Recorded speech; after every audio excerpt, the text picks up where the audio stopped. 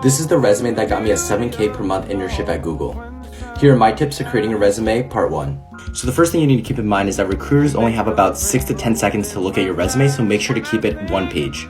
Also, make sure to bold specific programming languages and technologies that you use so your recruiter can easily identify them. You don't need to put your GPA and your education section, but make sure to have good side projects to make up for it. Follow me for resume tips part 2.